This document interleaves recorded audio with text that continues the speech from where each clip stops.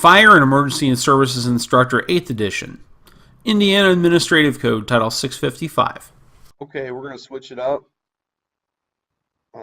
Take a break from the lectures here for a few moments. Chris is going to go over ISC 655 with you guys. So that's in the handouts you guys were given on day one, Joby. I think everybody else has found theirs. The important thing to remember is that there will be test questions on ISC 655, and you'll be permitted to have a copy of it with you to take the test. So I'm going to hand the baton over to Chris.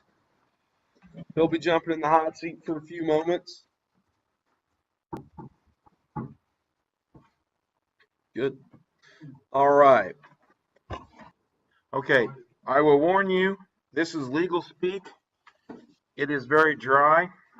I don't much care for the legal mumble jumble, but so this is going to be very important, and there will be questions on the test. Make sure you highlight the areas that I'm going to be discussing with you. That way you can find it when you get to the test, because you will be allowed to have this on the test. The first page here is just giving you general purpose information. It talks about the title, the purpose, the scope, availability, and it goes through some definitions. On the next page, the very first one says 655 IAC 1-1-2, administrative adjudication. Excuse me. Basically, what that's telling you is that the administrative adjudication and court review procedures of the board shall be governed by IC 421.5. So in other words, the administrative, in other words, the state people that you call and talk to, they have to follow guidelines as well. They will have open meetings. What the open meetings basically is that once you become an instructor, you will be invited to go when they discuss any changes to this document. And you are allowed to go to those meetings. The next one down, 655 1-1-4, talks about voluntary certification program. The state of Indiana is a voluntary certification. Fire departments do not have to hold state certifications to do the things that they do. Now, that doesn't mean that a chief can decide to do whatever they want to, set up whatever kind of training they want to, and they're not responsible to the state for anything. Because we are still an OSHA and NFPA state, which requires us as fire department officers to maintain training records, what you trained on.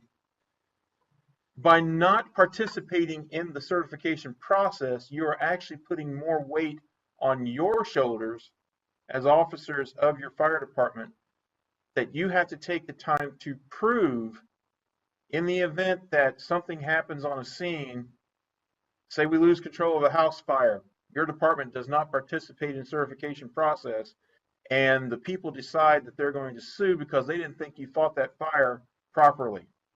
If you do not have documentation that proves that you had trained all of your people in a manner that follows the NFPA and OSHA guidelines, you will find yourself losing that lawsuit. The state cannot make you get a certification, but if you don't get that certification, you need to make sure that you have proof that you can do what you say you can do. Next page, page 3, 655 IAC 1-1-5.1, certification under this rule requirements. What this is saying is the Indiana Fire Service or a non-service person may enter the voluntary certification program by submitting the following. These are documents that you have to make sure are filled out for any student that takes a class for you. If you don't have these documents filled out, they will not get a certification, and you're wasting everybody's time. 5.1. The 1-1-5 has been repealed, and then they added in .1. So You have to have numbers 1 and 2, which is an application on a form provided by the training division. You also have to have a verification by competency-based testing for the certification sought. So in other words, you're going to fill out a paper that says that Dave Allison decided to take this class. He was in our class. That has to jive with the class preparation that I put forth, which means how many hours that they studied. And then you have to give them a test. The test and the material, in order to get a state certification, has to follow what the state says you're going to do. Now, just below that lists all of the current certifications that the state of Indiana supports. Okay, you're going through Fire 1, Firefighter 2, Firefighter 1 and 2, Driver Operator Pumper, and so on and so forth. All of these are the certifications for fire. The first group is for fire person. Then you have Group 2, which is considered a firefighter training and education program. Turn the page, page 4. You get down to Group 3, which is what they call a non-fire service person, as follows. So you can get technical rescue awareness, confined space operations, and so on and so forth, because these, you do not need to be a firefighter to get these certifications. Just like we have fire inspector 1, 2, 1 and 2. These are certifications that you can have, which will allow you to do certain functions within your community while not being a member of a fire department. All the others that were listed as fire service, you have to be on a fire department to be certified in those areas. You notice that hazmat tech is listed in the non-fire service personnel. I can be a hazmat tech and not be on a fire department or on a fire brigade. Goes on down through all of those. Okay, get to the next line item, which is 1-1-5.2. Requirements for teaching a certification class. 5.2 underneath that goes into telling you what the lead instructor, what you have to have in order to be a lead instructor. The lead instructor has to be certified as at least an instructor 1 by the board in the certification level or levels or the advanced levels of these certifications being taught, and may use 1 or more subject matter specialists to assist in the delivery of the class. So what they're saying is a lead instructor has to be at least an instructor 1. Your lead instructor is the one that is responsible for everything that happens in that class. You cannot say, well, the skill evaluator messed this up. No, the skill evaluator did not. You did as the lead instructor. You allowed them to do it. You control everything that all the other instructors do. It also tells me that they have to be at least an instructor 1 to teach, unless they are deemed to be a specialist in that area.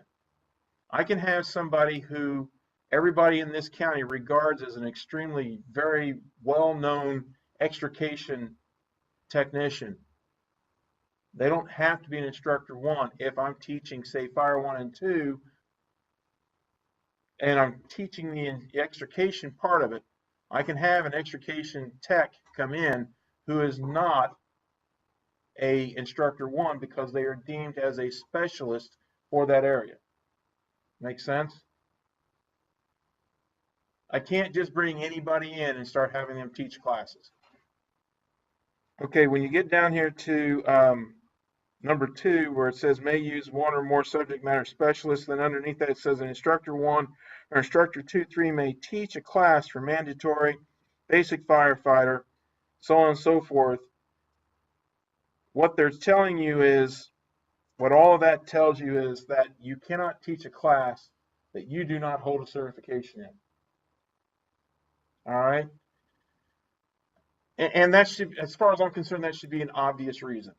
How can you teach a class that you yourself have no knowledge of? It's not a good idea. You wouldn't want to sit in a class if I was teaching you rope rescue, because I don't know a doggone thing about it.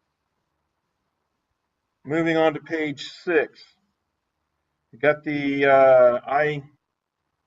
IAC 1-1-6.1 says the instructor 1 and instructor 2-3. This is telling you the difference between what an instructor 1 can do and what an instructor 2-3 can do. An instructor 1 shall have authorization in the following areas: to teach from prepared material, to serve as an evaluator for practical skills examinations, to serve as a proctor and as a lead evaluator for Indiana mandatory training, written and practical skills examinations. The only thing that you can be the lead evaluator for is if somebody's teaching a mandatory class. Outside of that, the only thing you as an instructor 1 can do is you can evaluate a skill, but you cannot be the lead evaluator. What that means is I can be a lead evaluator, but I can have all of you training people to do certain things, and all I'm doing is overseeing to make sure that you're doing it properly. Doesn't mean you can't do it. It just means that on the paperwork with the state, you can't put your name in there as a lead evaluator unless you are teaching a mandatory class. All right. You can read the instructor 2-3 if you want to, but that's kind of outside your scope. Instructor 2-3, really truly the only thing that's left for an instructor 2-3 that everybody else can't do is the lead evaluator. There's a lot of other things that instructor 2-3 can do.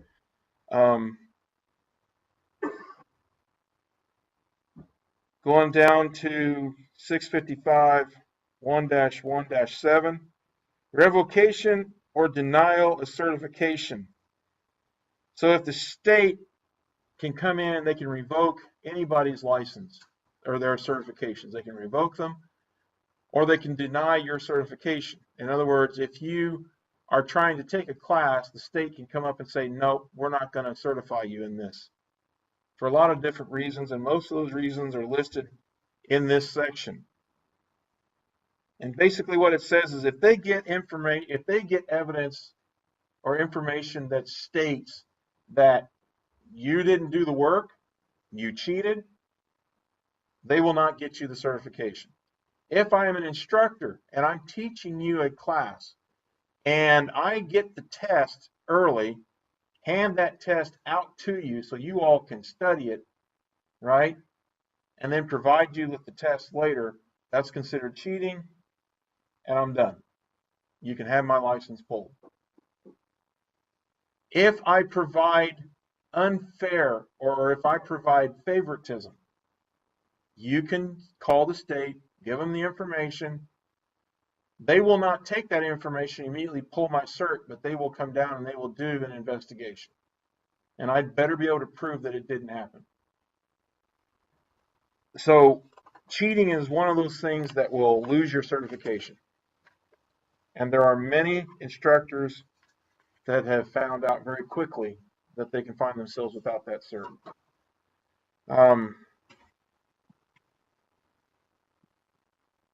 A couple years ago, I actually saw a situation in Brown County where the state fire marshal was literally at one of our fires, one of the house fires.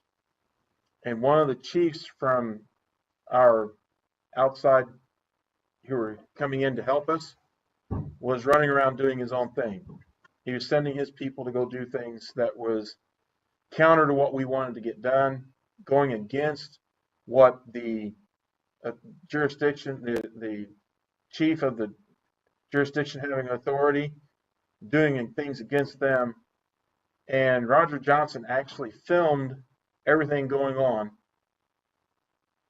and then called up that chief later on and he said, okay, this is what you're going to do to clean this situation up, or I will pull not just your certs, but everybody else that was on that scene that day. Just because they were running, they were freelancing, heavy freelancing. They broke out windows when there were guys inside the house, creating a major hazardous situation for everybody on the scene. So it's one of those things where if a fire marshal or somebody that works for the state fire marshal's office comes to one of our scenes and they see us doing things that are dangerous and outside the scope of what we've quote unquote been trained to do, they could possibly pull certifications. All right. The next point, which is 118, which is on the top of page 7.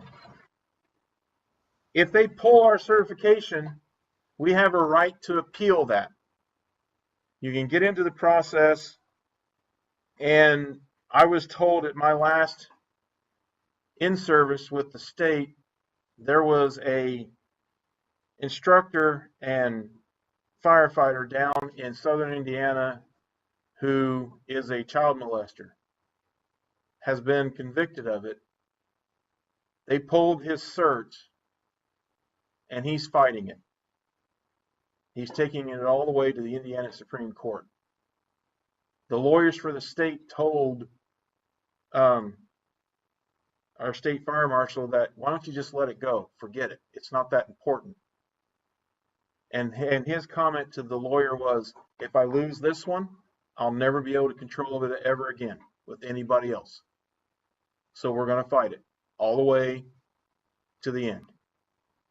But you do have a process for which to go through. This is it.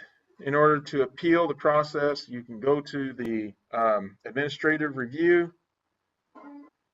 filing a petition, review the pursuant to the applicable provisions that are listed in IC 22.12.7, IC 421.5.3. Those are in here. You can read through those on what you need to do to appeal the process. Reciprocity, which is the next one down, 119. Reciprocity for equivalent training. What that means is I have a right to challenge the state. Say I've had training through some other jurisdiction, say from the state of Ohio. I went to a class in the state of Ohio, received a certification in that area. I can then go to the state and say, I know this skill, I have this technology. You can put forth and say, here's where I got the training. You have to provide the documentation. You have to show them where you got that certification. And then you can challenge them and say, I want to take a test for firefighter 2 because I've got that training through Ohio. I will warn you, you can challenge just about anything, but you'd better provide them with the proof because the state of Indiana has come up to guarding that process very heavily because they've had some firefighters in the past who were saying they had the training and they didn't. So they're not going to get bit again. So you're going to be asked to provide that information very heavily. You're shaking your head, Joby. That means you've gone down that road? Okay. Okay. So then you have been through the process. A lot of times what they'll have you do is say they'll have you take the test for Instructor 1 because everything else is a prereq.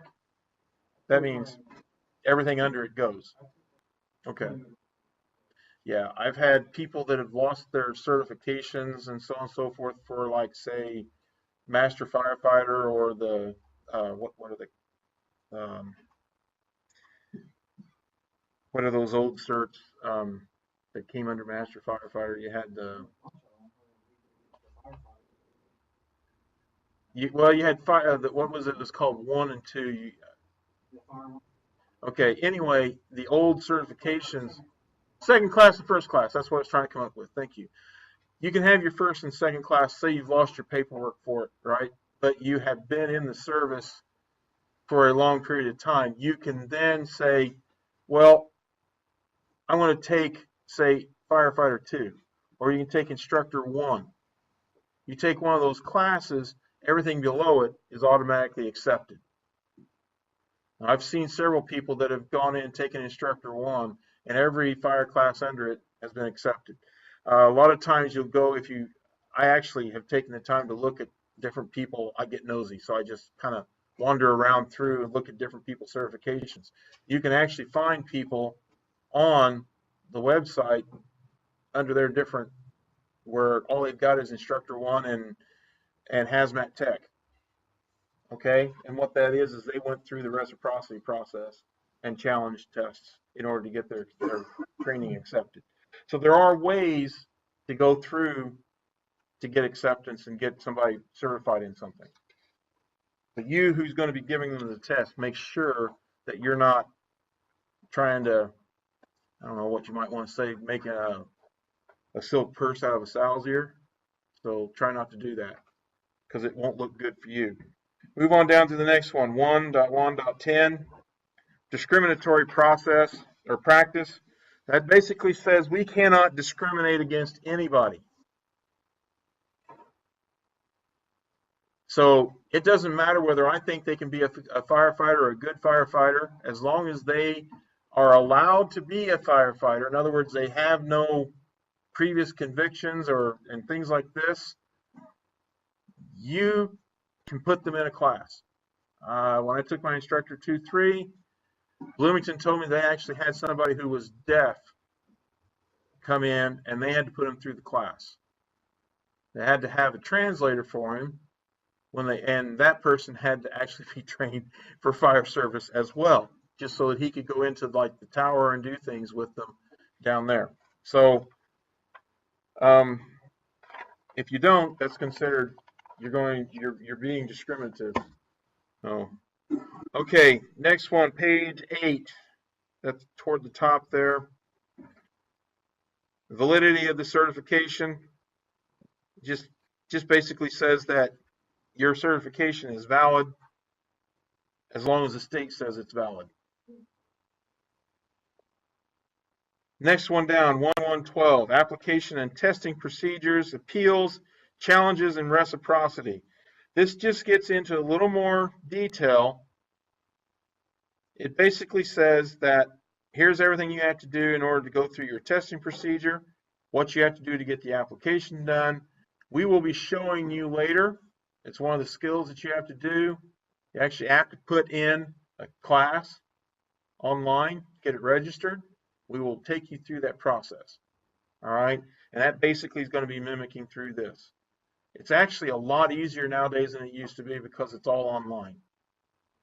And you can actually make your life a lot easier if you go with the online testing now, because that form for application for certification all is taken care of when you request an online test for somebody. When I do a paper test, a lot of times I still have to fill out the form that is the application for certification. Okay? And you'll notice that that is a very long section. So there is a lot of information in there. When you get the opportunity, underneath your application testing procedures and so on and so forth, you need to read through that. If you have any questions on that, give me a holler. Okay? But it's pretty straightforward for the most part. Down to the next one. On 1.1.13, toward the bottom of page 9. Qualifications for evaluator and proctors. It repeats some of the same information that we covered earlier about what you can do and who is an evaluator. So if you're going to be an evaluator or proctor, the qualifications for lead evaluator shall be as follows. Certification as at least an Instructor 2-3. Certification in the course being evaluated. Has experience in the objective evaluation and performance skills. Page 10. Has signed a written acknowledgement prepared for the board concerning the following: commitment to serve as lead evaluator, acceptance of assignments by the board, commitment to uphold the board's practices and policies, acknowledgement and acceptance of conditions concerning the administration of practical skills examination. You did not instruct the applicant for certification in the material that is to be subject of the examination. In other words, I can't show you how to do a skill and then be an evaluator for it. The evaluator has to be a neutral person that has had nothing to do with teaching you. That doesn't mean that I can't teach you something and then evaluate you on something different later, right? Say Jeremiah is teaching ladders. I do the skills for ladders. I'm teaching fire, fire control, and he does the skills on fire control. You can do that, but you got to make sure you're keeping it clean and documented as to who did what and who taught what.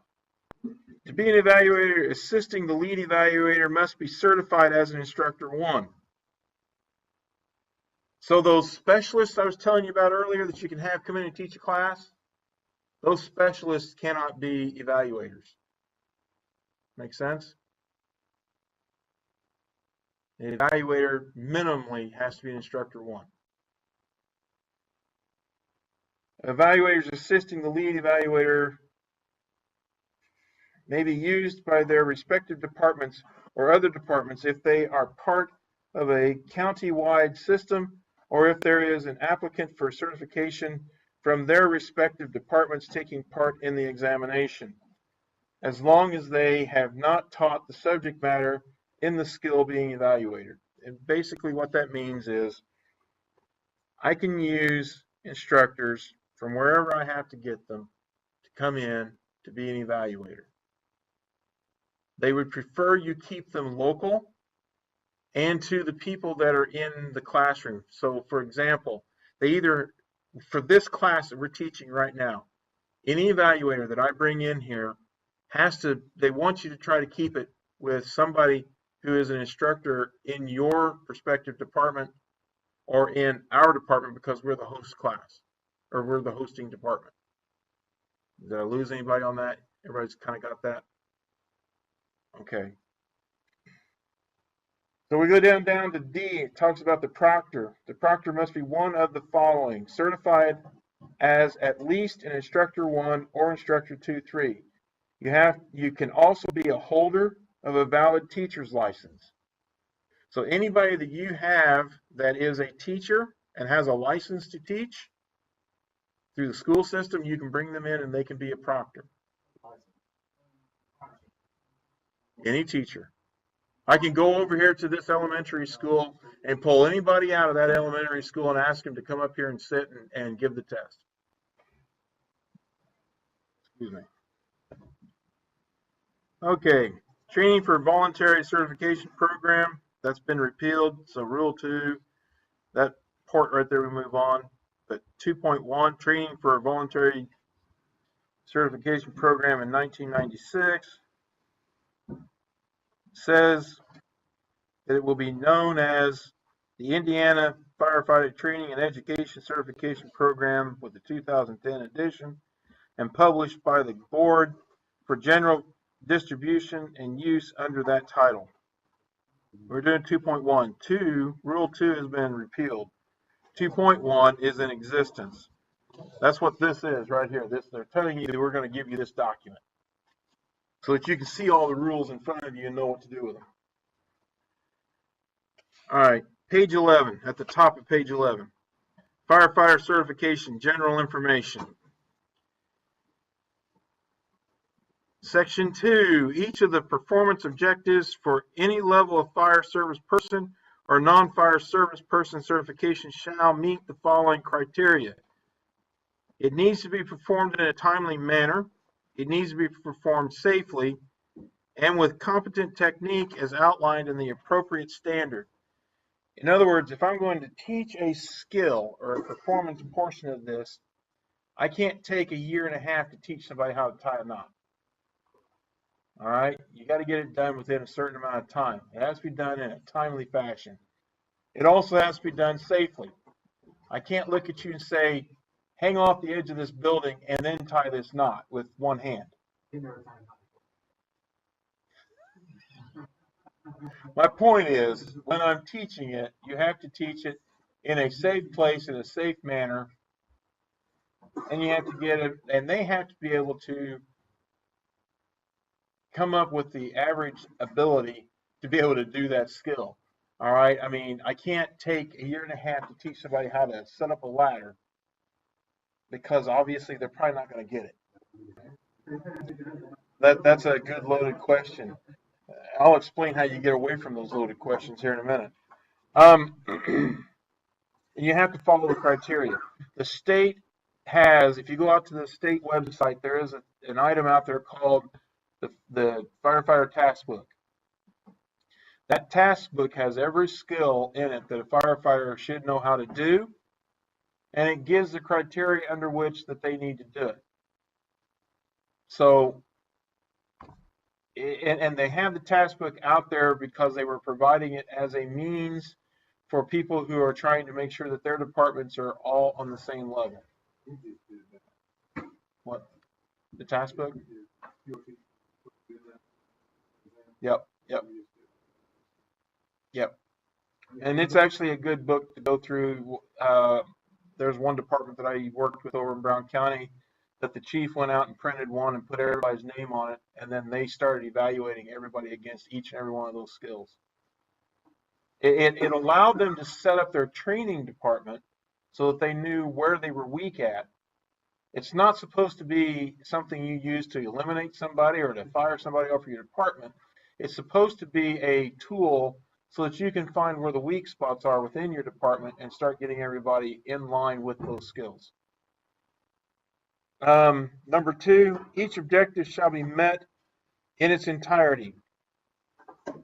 If I'm teaching you how to tie a square knot and you kind of get halfway there and you're sort of, well, yeah, that sort of looks like a square knot. In actuality, it's a granny knot. Well, I can't accept that as a pass on that for that evaluation of that skill. They've got to be able to get it all the way done. Now, that's a simple thing, but whatever it is that you're doing, they've got to be able to get through the entire thing and get to the point, get to the completion of that skill. It is not required for the objectives to be mastered. So when I'm teaching a Fire 1 and 2 class, your students do not have to be a master of every skill, but they must perform every skill at least once successfully. It's like I tell people when they tell me they're afraid of heights. All you got to do is climb that ladder once and get on the roof, perform that skill.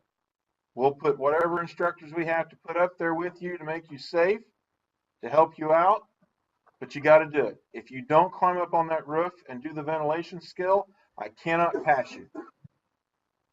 That's a very important thing for you to understand. They have to complete it at least once successfully. They can take 10 minutes to do a skill that everybody else is doing in 5 minutes. But as long as they pass it and they get it done, you're still within that time limit that is acceptable. You'll notice that when you look at the task book, they don't give you a time limit as to how quickly they have to perform it.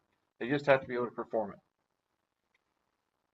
Performance of practical skill objectives covered by this rule shall be evaluated by certified instructor who shall be an authorized evaluator. In other words, they have to be at least instructor 1 to do it.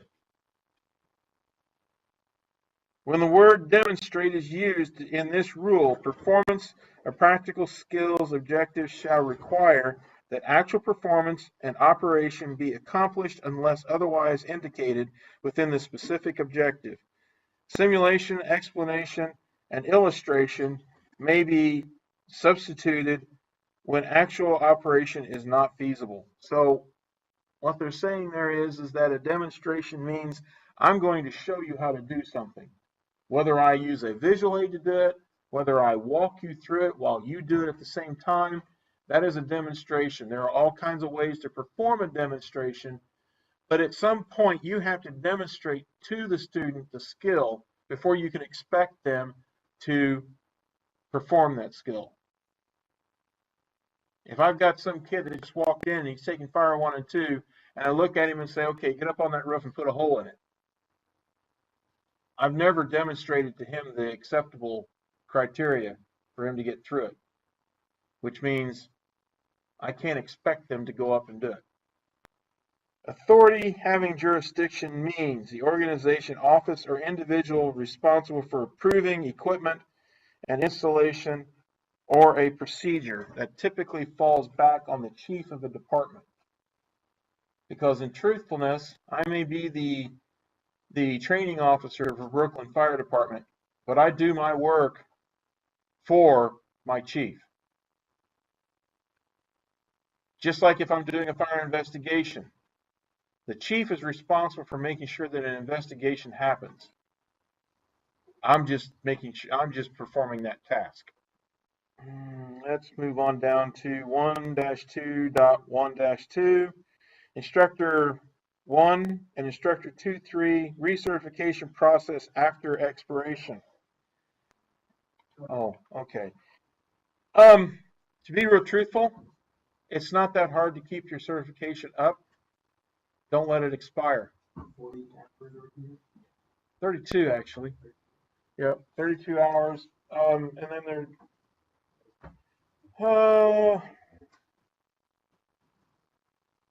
Hey, Jeremiah, have you got a line on the items that they have to do in order to recertify? What do they have to have done every 2 years? And it may actually be. It's in here.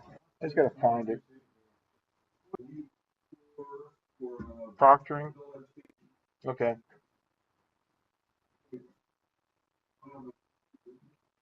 It's not that difficult. All you got to do is teach one class, and I guarantee you've got everything you need for the year. Also, the state sends out emails to you. If you provide them with your email, they will tell you when they are going to be doing a train. If you go to like a train the trainer class, or if you go to the state, what they call the instructor skill, it's a 4-hour class, and you got all your hours done in one time, right? If you go to a train the trainer class, then that will apply as well. If you take a class, like he said, in adult education, especially where they are teaching you how to be a better evaluator or a better teacher or somebody who is better at reading your class or dealing with the psychology of learning, all of that is acceptable for your education hours. So that's pretty wide, actually. I took my investigator class and was actually able to use the hours from my investigator class as my adult education hours. If you go out and you learn a new skill or a new certification, that is in fact a way of you being able to teach something else, which increases your value as an instructor. Okay, so it's not that difficult. Down below it tells you that they changed it from 3 years. The recertification process used to be 3 years. It's now 2 years. Everything after that is telling you what the prereqs. So I can look at, say, Fire 1, which is 1-2.1-4. Says the minimum training standard for Firefighter 1 certification shall be as set out in this certain document being titled as NFPA 1001 Standard for Firefighter Professional Qualification.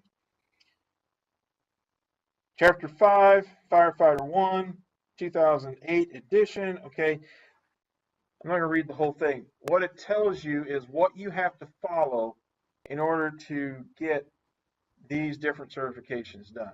It also tells you, it'll also tell you what all your prereqs are before you start into a class. So if you go through all the rest of this from page 12 all the way up to page 21, is it? No, because it goes on.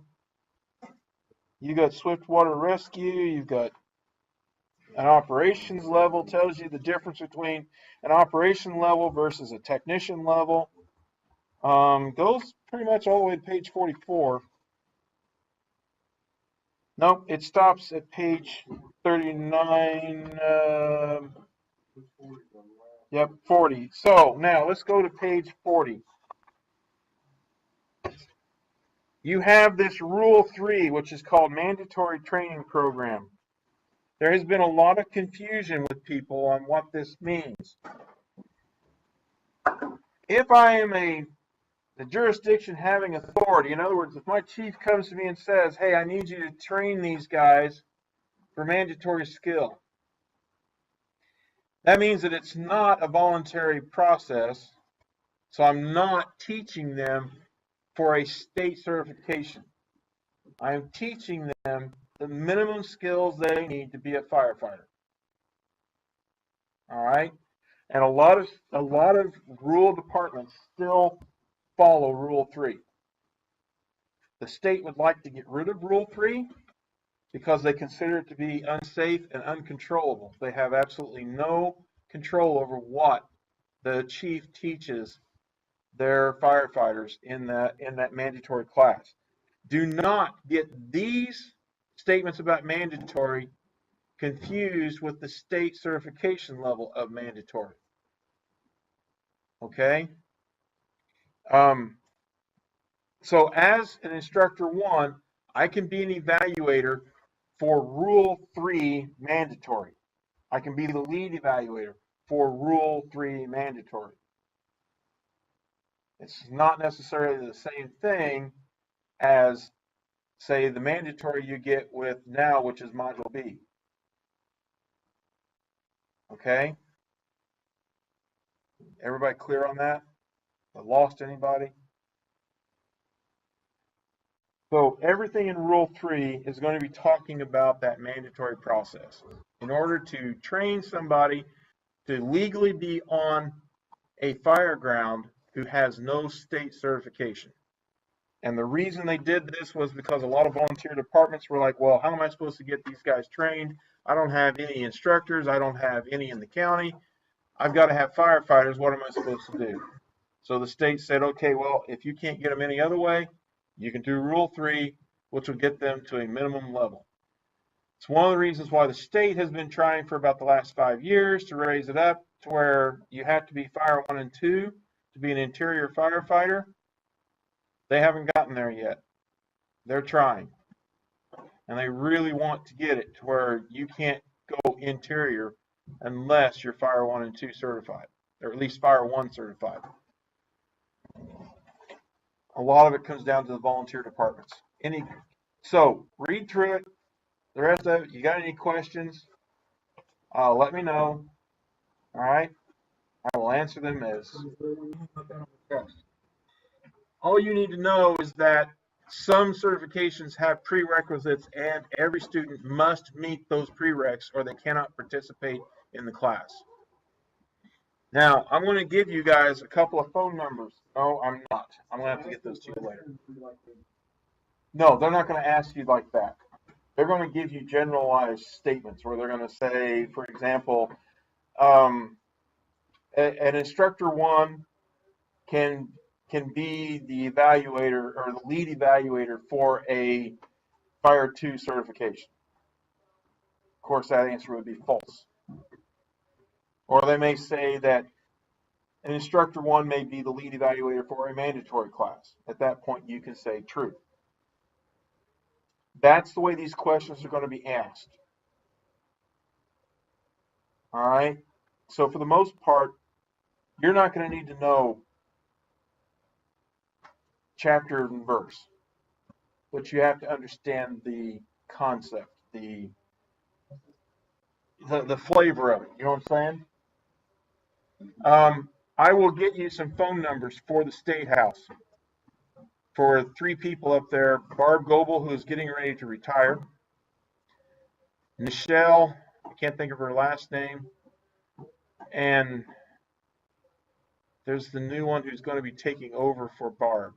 If you have any questions on how to set up a class, in other words, how do I go about this? For example, I had the guy that was in our pump class that didn't take the test the first time. I had to call and say, how do I get him a test? And she basically told me, said, well, what you have to do, you're going to have to create a new class with him and create it as a challenge, and then list the class that we taught where he got his skills and everything else. So I had to set it up as a challenge. So I had absolutely no idea how to get his test pulled back out. So I called Barb Goebel. She walked me through the process. All right. So if you have anything that you're not sure how to deal with it, you can call me. I'll be glad to answer those questions. Talk to any of your other instructors that you know that have been doing it for a while, especially that have been teaching a lot of classes through the state. There are instructors out there that all they ever do is their in-house training, and they have no clue what to do with dealing with a state certification. All right. I can show you, I've taught a lot of classes. I'll be glad to answer any of your questions and give you direction. I've already been giving direction to all my other instructors that I've taught over the years. All you got to do is call me. I'll be glad to help you out. If you cannot get a hold of me and you need to get it done quickly, call the state and I will get you those phone numbers of people to call up there.